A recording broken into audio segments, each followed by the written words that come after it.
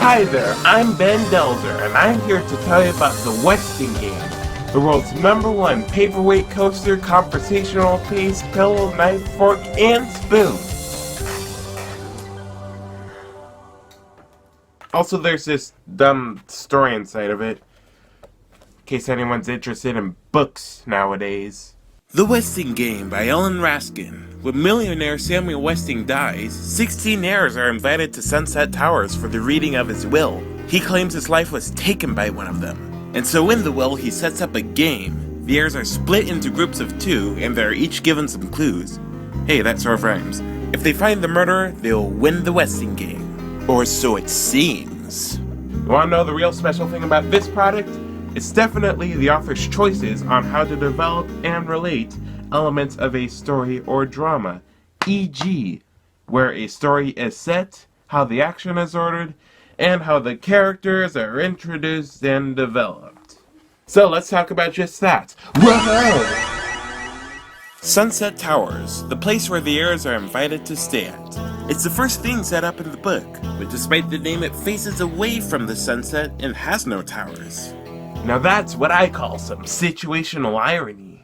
You sort of get the feeling right away that this place, in fact this whole operation, may be some sort of scam, some sort of trick, some sort of trap, some sort of way to gather a bunch of people to play some sort of sick game and not just any game.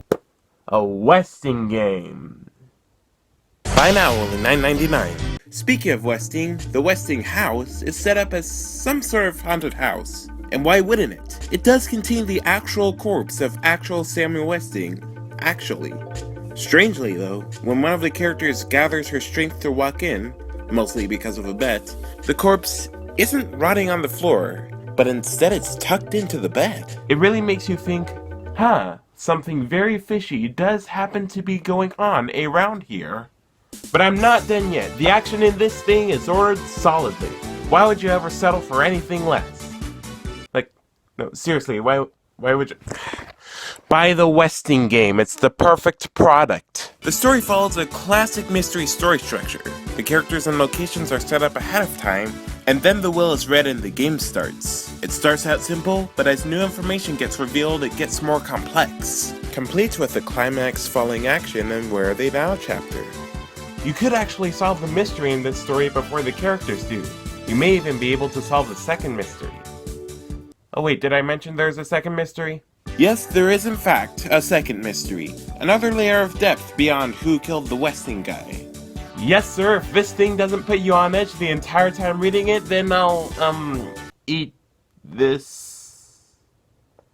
This is a very clever and well done bit, I swear. So overall, this story structure works. It works if you're a casual reader, it works if you're a book critic, it works if you're a mystery solver, and it even works underwater. Disclaimer, don't actually immerse your copy of the Westing game in water. But the real meat and potatoes of this book is its characters. Like no joke, this book really does a great job at making its characters likable. Some of them even develop in interesting ways as well. Take Barney Northrup for instance. He's the guy who invited the heirs to Sunset Towers. He comes across early on as manipulative. When showing the heirs to the apartments, to each one he says there's only one apartment left. Later on, readers may realize that he just disappears from the story. Strange, right? In fact, later on, it's revealed that the reason he disappeared is that yeah, it's kinda hard to talk about this character without mentioning spoilers. So, let's talk about the actual heirs. The heirs all have clear, distinct personalities and professions. And it's really great to see the personalities bounce off each other. Some of them even have significant changes. Take for instance, Turtle Wexler. She starts out as just a bratty child, but soon she shows some strength later on, and near the end she has a really clear grasp on what the mystery is about.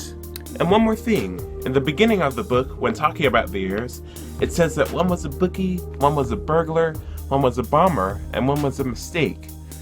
This can really get the readers to think about the characters and sort of make guesses about which one is which. It's a really effective way to engage the audience to watch the characters develop. Alright, this was supposed to be an infomercial.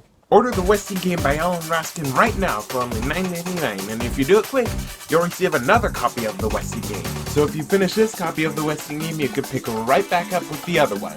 Maybe even read them both simultaneously. But wait, there's still more. If you order right now, you'll get the Westing game notebook. Take notes to help you solve the mystery, as well as the Westing game lamp for reading the Westing game in any dark environment. And finally, the Westing gaming glasses, so that you can read when your eyesight eventually slowly drifts away as your physical body deteriorates and becomes merely a shadow of what it once was in times you desperately want to return to. And all this for just $9.99, plus shipping, plus tax, plus handling, plus a monthly fee of about $5.99 paid in $2 increments every 10 days.